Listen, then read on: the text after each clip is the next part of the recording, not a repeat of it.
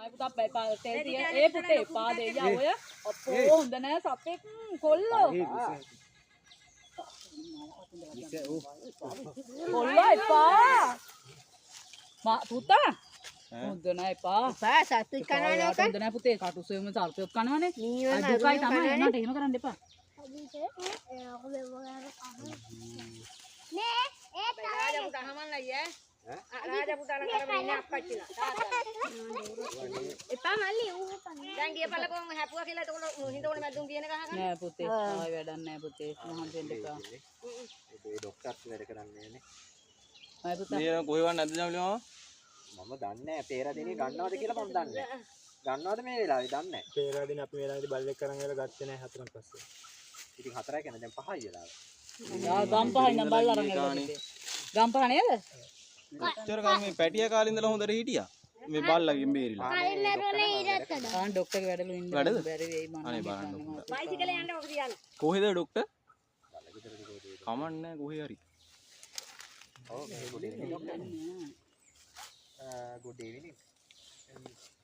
doctor මේ වෙලාවේ කොහෙද ඉන්නේ උඩුවේද අනේ ડોක්ටර් ඒක බල්ලකයි ගන්න මොකද අර කිව්වේ තියෙන්නේ බල්ලෙක්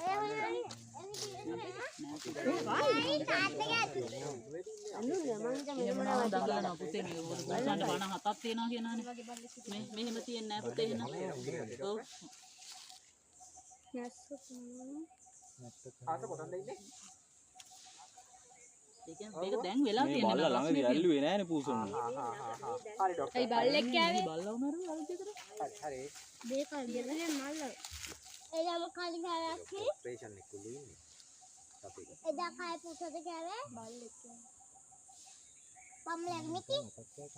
ඒ නිකන් හරි ගස්සන උන්ට එහෙම මේක කනක් ඉවත ගන්නෑ මොකද දැන් කෑනම මේ අත ගන්නකොට